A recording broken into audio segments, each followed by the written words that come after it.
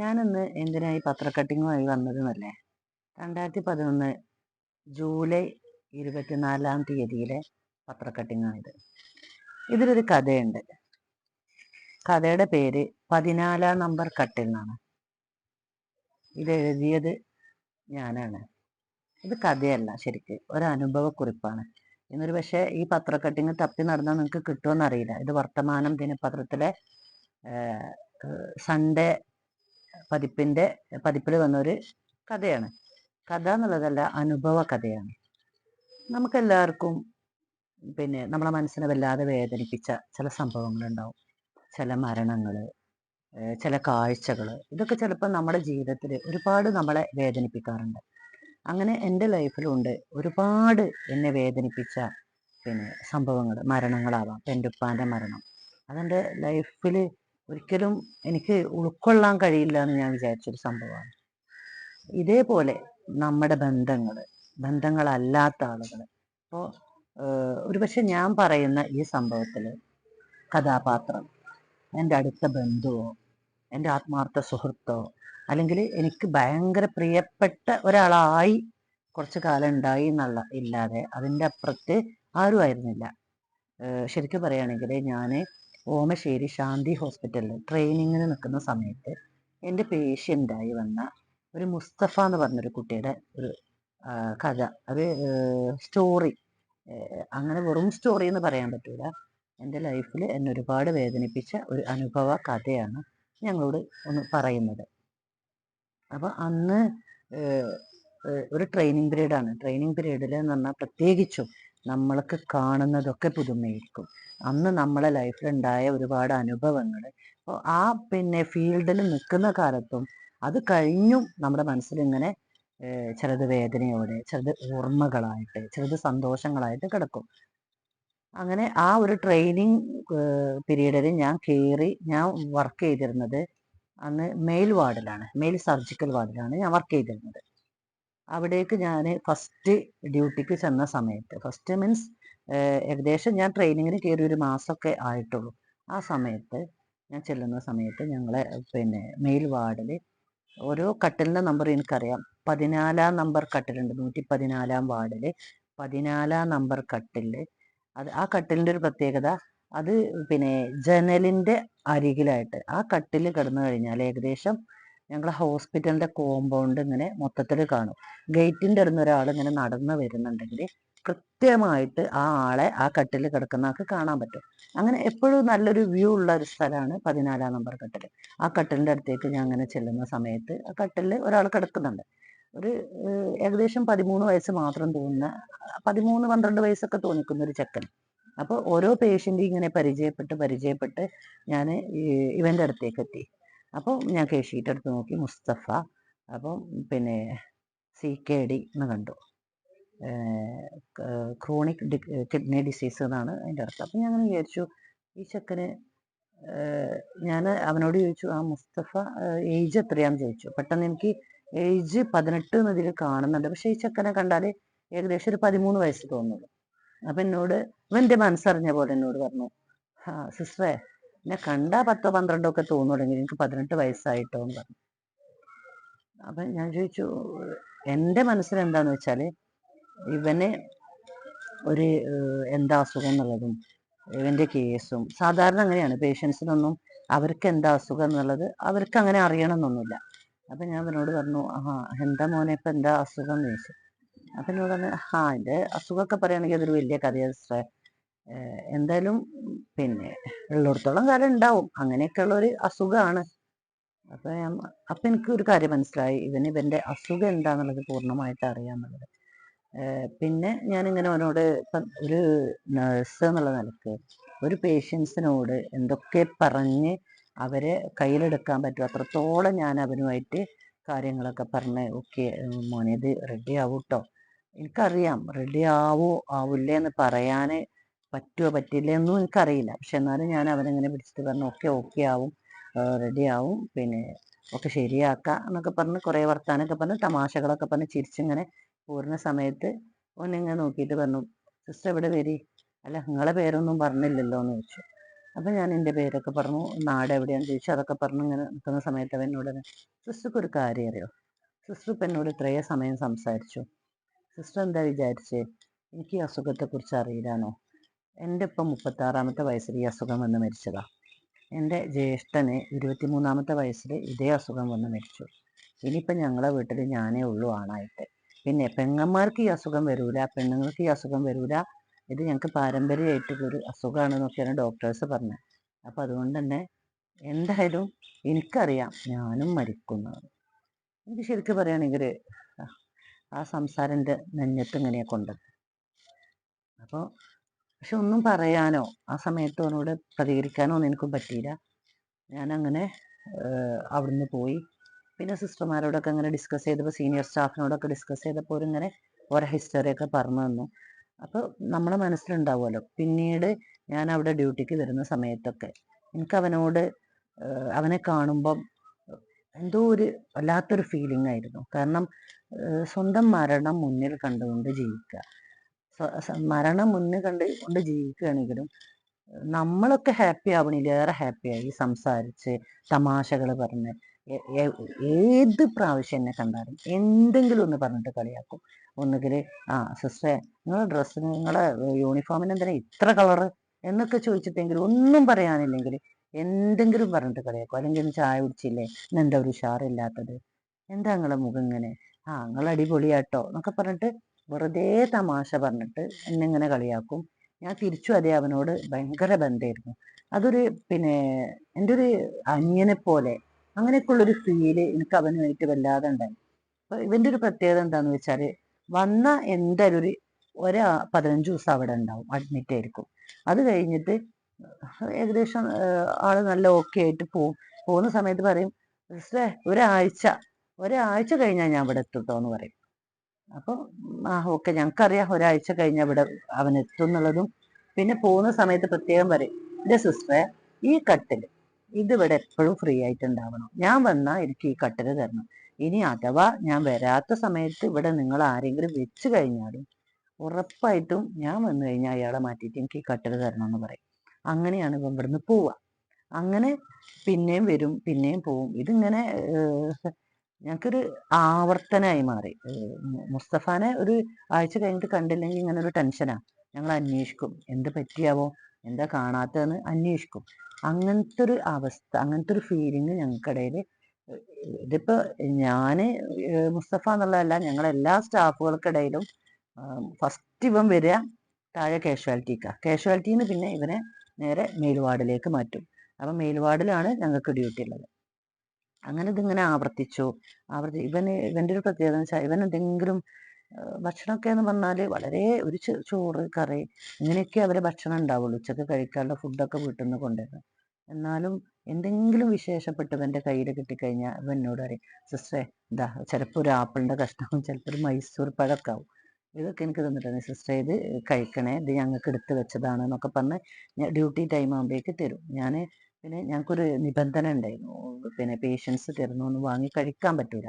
പക്ഷെ എനിക്കെന്തോ അവനിത് തരുമ്പോൾ വല്ലാത്ത വിഷമം തോന്നും, ഞാനത് വാങ്ങിയിട്ട് പോരും. അങ്ങനെ ഒരു ദിവസം ഞാൻ സ്ഥിരമായി അവൻ തരുന്നൊക്കെ വാങ്ങിയിട്ട് സ്റ്റാഫ് റൂം കൊണ്ടുവരും. എന്നിട്ട് പിന്നെ അത് ഒന്നാമത് അവർ ചിലപ്പം ബെഡിൽ വെച്ചത് അങ്ങനെയൊക്കെ ആയിരിക്കും. അപ്പം ഞാനത് പിന്നെ വേസ്റ്റ്ക്കാരും കാണാതെ വേസ്റ്റിലിടും, അങ്ങനെ ചെയ്യാം. അപ്പം ഒരു ദിവസം അവൻ എന്നോട് പറഞ്ഞു, പിന്നെ സിസ്റ്ററെ, പിന്നെ ഞാനൊരു സാധനം തരട്ടെ സിസ്റ്റർക്ക് എന്ന് ചോദിച്ചു. ഞാൻ പറഞ്ഞു ഓക്കെ തന്നോളൂ. സിസ്റ്റർ ഞാൻ പറയണ കേൾക്കുമോ, ഞാൻ തരുന്ന സാധനം തന്നു കഴിഞ്ഞാൽ?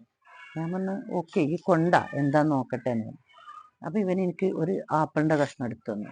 എന്നിട്ട് എന്നോട് പറഞ്ഞു, സിസ്റ്റർ ഒരു കാരക്ക കഷ്ണമാണ് തന്നത്. ഈ കാരക്ക കഷ്ണം എടുത്ത് തന്നിട്ട് എന്നോട്, കാരക്ക ഒരു ഇങ്ങനെ ചതഞ്ഞു പോയിട്ടുണ്ട്, കഷ്ണം എന്ന് പറയാൻ പറ്റൂല, മുഴുവനെന്നൊന്നും പറയാൻ പറ്റൂല, അതിങ്ങനെ ചതഞ്ഞു പോയിട്ടുണ്ട്.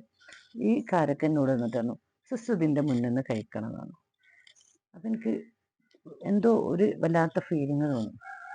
എനിക്കറിയാം സിസ്റ്റർ ഞാൻ തരുന്നൊന്നും കഴിക്കലില്ല, എന്നെ സന്തോഷിപ്പിക്കാൻ വാങ്ങലാണെന്ന് എനിക്കത് ഉറപ്പുണ്ട്. അപ്പം ഇതിൻ്റെ മുന്നിൽ കഴിക്കണം എന്നാണ്.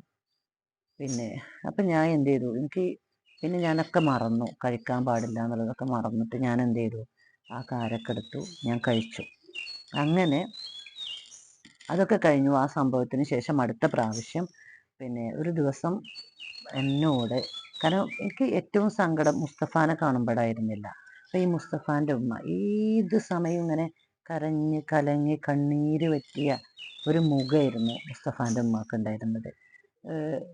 മുസ്തഫാനേക്കാളും കൂടുതൽ ഈ അവിടെയുള്ള സ്റ്റാഫിനെ എല്ലാവരെയും സങ്കടപ്പെടുത്തിയിട്ടുള്ളത് മുസ്തഫാൻ്റെ ഉമ്മേൻ്റെ മുഖമാണ്.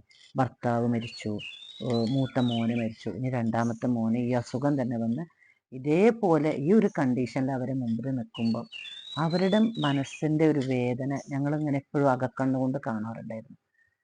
അപ്പം അങ്ങനെ ഒരു ദിവസം പിന്നെ രാത്രി ഇങ്ങനെ ഒരുപാട് പിന്നെ കഥകൾ ഞങ്ങൾക്കിടയിൽ ഇങ്ങനെ കഴിഞ്ഞു പോകുന്നുണ്ട്. നല്ല രസമാണ്. സ്റ്റാഫുകളും ഞങ്ങളും പിന്നെ അവൻ അവന് പിന്നെ ജനലിൻ്റെ അടുത്ത് ഇങ്ങനെ നോക്കിക്കും. എന്നിട്ട് ദൂരേന്ന് ഞങ്ങൾ ഡ്യൂട്ടിക്ക് വരുന്നത് കണ്ട ഈ ജനലിൻ്റെ കൂടെ കൈ ഇങ്ങനെ വീശി കാണിക്കും. അങ്ങനെ ഒരു പിന്നെ ഞാൻ ഇവിടെ എത്തിയിട്ടുണ്ട് കേട്ടോ എന്ന് പറയാണ്. ഞങ്ങൾ ഡ്യൂട്ടിക്ക് പോകുന്ന സമയത്ത് ഒരു പക്ഷേ അവൻ അവിടെ ഉണ്ടാവില്ല. പക്ഷെ ഡ്യൂട്ടി കഴിഞ്ഞ് പിന്നീട് ഞങ്ങൾ നെക്സ്റ്റ് ഡേ ഡ്യൂട്ടിക്ക് വരുന്ന സമയത്ത് അവനിവിടെ പിന്നെ അഡ്മിറ്റ് ആയിട്ടുണ്ടാവും. അപ്പോൾ ആ ജനലിൻ്റെ ഉള്ളിൽ കൂടെ കൈ വീശുന്ന കണ്ടാൽ ഞങ്ങൾക്ക് മനസ്സിലാവും മുസ്തഫ വന്നു എന്നുള്ളത്. അങ്ങനെ ഓരോ ദിവസങ്ങൾ കടന്നു പോയി. ഒരു ദിവസം പിന്നെ ഞാൻ നൈറ്റ് കഴിഞ്ഞ് ഞാൻ കിടക്കുകയാണ്. എൻ്റെ ഫ്രണ്ട് ഹഫ്സക്ക് അന്ന് നൈറ്റ് ഡ്യൂട്ടിയാണ്. അപ്പോൾ ഒരു ദിവസം രാത്രി ഒരു 3 മണിക്കായിട്ടുണ്ടാവും, പുലർച്ചെ 3 മണിക്ക് എൻ്റെ ഹോസ്റ്റലിൻ്റെ ഡോർ ഇങ്ങനെ വന്നിട്ട് ഹഫ്സ മുട്ടുന്നുണ്ട്. അപ്പോൾ ഞാൻ ഡോറ് മുട്ടുന്നുണ്ടപ്പോൾ ഹഫ്സയാട്ടോ എന്ന് പറഞ്ഞത്. ഞാൻ ഡോറ് തുറന്നു. ഞാൻ ചോദിച്ചു, എന്താ ഹഫ്സ ഈ സമയത്ത്? ഭയങ്കര ഉറക്കത്തിൻ്റെ നല്ല മാലിലാണ്. ഉറക്കത്തിൻ്റെ അതേ 3 മണി എന്നൊക്കെ പറഞ്ഞാൽ ഡ്യൂട്ടിയൊക്കെ കഴിഞ്ഞ് തളർന്ന് ഉറങ്ങുന്നൊരു സമയമാണ്. അപ്പം ഞാൻ ചോദിച്ചു, എന്താ ഹഫ്സ എന്ന് ചോദിച്ചപ്പോൾ അവൾ പറഞ്ഞു, ഷെരീഫ മുസ്തഫ വന്നിട്ടുണ്ട് എന്ന്. അപ്പം ഞാൻ പറഞ്ഞു, അതിപ്പോൾ പതിവുള്ള തന്നെയല്ലേ, മുസ്തഫ വരും പോകും. അപ്പോൾ അവൾ പറഞ്ഞു, അല്ലടി നല്ല സീരിയസ് ആണ്, പിന്നെ നേരെ ICUക്ക് കൊണ്ടുവന്നിട്ടുണ്ട്. ഞാൻ പറഞ്ഞു, ഓക്കെ, നമുക്ക് ഒരു മറ്റന്നാളാവുമ്പോൾ എന്തായാലും കിട്ടൂലേ എന്ന് ചോദിച്ചു. അപ്പോൾ അവൾ പറഞ്ഞു, എടി എനിക്കറിയില്ല, എന്തോ ഒരു പഴയ പോലെയല്ല, ഭയങ്കര സീരിയസ് ആണ്, നീ വാന്ന് പറഞ്ഞു. ഞാൻ പറഞ്ഞു, ഹഫ്സ എനിക്ക് എന്തായാലും നല്ല ഉറക്കമുണ്ട്, രാവിലെ കണ്ടാൽ പോരെ, അവൻ എന്തായാലും നമ്മുടെ അടുത്തേക്ക് തന്നെ വരൂലേ എന്ന് ചോദിച്ചു. അപ്പോൾ ഹഫ്സ പറഞ്ഞു, നീ വരികയാണെങ്കിൽ വാ എന്ന് പറഞ്ഞിട്ട് അവള് വാതിലടിച്ച് പുറത്തേക്ക് ഇറങ്ങി. ഞാൻ എന്നെ വിളിക്കാൻ വേണ്ടി വന്നതാണ്. അന്ന് മൊബൈലൊന്നും ഇല്ലാത്ത കാലല്ലേ. അപ്പോൾ എനിക്കിങ്ങനെ ഓക്കെ എന്നാൽ പോവാം, ഇനിയിപ്പോൾ ശരിക്കും ഓള് പറഞ്ഞ പോലെ നല്ല സീരിയസ് ആണെങ്കിലോ എന്ന് വിചാരിച്ചിട്ട് ഞാൻ പിന്നെ ഡോറൊക്കെ അടിച്ചിട്ട് ഞാൻ ഇറങ്ങി. അപ്പോൾ ICUവിൽ ഇങ്ങനെ ചെന്ന സമയത്ത് ശരിക്കും പറയുകയാണെങ്കിൽ ആ രംഗം ഇന്നും ഞാൻ ആലോചിക്കുമ്പോൾ എൻ്റെ കണ്ണു മുമ്പിൽ മുസ്തഫ കിടക്കുന്ന ബെഡും മുസ്തഫാൻ്റെ ആ നോട്ടം അതൊക്കെ ഇപ്പോഴും എൻ്റെ കണ്ണു മുമ്പിലുണ്ട്. അപ്പം ഞാൻ ICUവിൻ്റെ ഡോറ് തുറന്നു പിന്നെ ഡ്രസ്സൊക്കെ ഇട്ടിട്ട് ഞാൻ ഉള്ളിലേക്ക് ചെന്ന സമയത്ത് മുസ്തഫാനെ കൊണ്ടുവന്ന് കുറച്ച് സമയമായിട്ടുള്ളൂ. അപ്പം അവനവിടെ ഇങ്ങനെ ICUവിൽ ഇങ്ങനെ കിടക്കുന്നുണ്ട്. അപ്പം ഇന്നും എൻ്റെ മനസ്സിൽ കാണുന്നൊരു രൂപമുണ്ട്. ഞാൻ ചെന്ന സമയത്ത് അവനിങ്ങനെ ആ ഒരു ഭയങ്കരമായൊരു ചിരി ഉണ്ട് അവന്. ആ ഒരു ചിരി ഞാൻ അങ്ങനെ പ്രതീക്ഷിച്ച് ചെല്ലുകയാണ്. പക്ഷെ ചിരി ഭയങ്കരമായിട്ടൊരു ചിരിയൊന്നും ഇല്ലെങ്കിലും അവൻ്റെ കണ്ണിങ്ങനെ എൻ്റെ മുഖത്തേക്ക് നോക്കിയിട്ടൊരു ഒരു ആക്കിയൊരു ചിരിയാണ്. എപ്പോഴും എന്നെ കാണുമ്പോൾ ഒരു കളിയാക്കിയൊരു ചിരിയുണ്ട്. നമ്മൾ പല ഉദാഹരണങ്ങളും പറയല്ലേ, അങ്ങനെ ഒരു കളിയാക്കിയൊരു ചിരി എപ്പോഴും ചിരിക്കും എന്നെ കണ്ടാൽ. ആ ഒരു കളിയാക്കിയൊരു ചിരി അവൻ്റെ മുഖത്ത് എനിക്ക് ഇങ്ങനെ ഫീൽ ചെയ്തു. എന്താണെന്നറിയില്ല, നെഞ്ഞത്തൊരു വല്ലാത്ത കുത്തുന്നൊരു വേദന.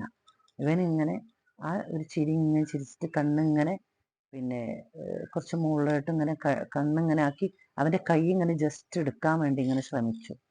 അപ്പം എനിക്ക് മനസ്സിലായി അവൻ ഭയങ്കര സീരിയസ് ആണ്. ആ കൈ ഇങ്ങനെ എടുക്കാൻ വേണ്ടി ശ്രമിച്ച് കുറച്ച് സമയം ഞങ്ങളവിടെ കുറച്ച് സമയം വെയിറ്റ് ചെയ്ത് ആ സ്പോട്ടിൽ തന്നെ മുസ്തഫ ഇങ്ങനെ മുകളിലേക്ക് കണ്ണിങ്ങനെ പതുക്കെ ഇങ്ങനെ നോക്കി മുസ്തഫ മരണത്തിലേക്ക് ഇങ്ങനെ പോയി. പക്ഷെ എന്താ ഒരുപാട് ചില സന്ദർഭങ്ങളിൽ നമുക്ക് ചിരിക്കണോ കരയണോ ഇങ്ങനെ ഒരു ഉറപ്പില്ലാത്ത ചില സമയങ്ങളുണ്ടാവും.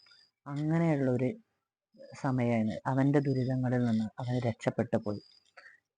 പക്ഷെ ആ ഒരു ഓർമ്മകൾ, ആ കൈവീശി കാണിക്കൽ, പിന്നെ ആ ഒരു പുഞ്ചിരി, ആ ഒരു കളിയാക്കൽ, ആ ഒരു ആക്കൽ, ഏത് സമയം എന്നെ ആക്കി ചിരിക്കുന്ന ആ ഒരു ചിരി ആ മരണത്തിൻ്റെ സമയത്തും അവൻ്റെ കൂടെ ഉള്ളതായിട്ട് ഇങ്ങനെ എനിക്ക് ആ അവൻ്റെ കൂടെയുള്ളതായിട്ട് അവൻ എന്നോട് ഇങ്ങനെ ആക്കി ചിരിച്ച് ഹായ് ഇങ്ങനെ പറയുന്ന പോലെ എനിക്ക് ഫീൽ ചെയ്തു. അത് കഴിഞ്ഞിട്ടിപ്പോൾ ഈ സംഭവങ്ങൾക്ക് ശേഷം ഒരുപാട് വർഷങ്ങൾ കഴിഞ്ഞു. ഇപ്പോഴും ഞാൻ ഈ ഒരു സംഭവ കഥ പറയുന്നത് എന്താണെന്ന് വെച്ചാൽ, ഈ കഥ എൻ്റെ ഒരുപക്ഷെ ഇതിന് ശേഷം ഒരുപാട് മരണങ്ങൾ എൻ്റെ മടിയിൽ കിടന്നും എൻ്റെ കൈ പിടിച്ചും കൂടെ നിന്നും നട്ടപ്പാതിരേക്ക് ഒറ്റക്കും ഞാൻ മാനേജ് ചെയ്തിട്ടുണ്ട്. കാരണം എൻ്റെ ഡ്യൂട്ടി നഴ്സിംഗ് ആണ്.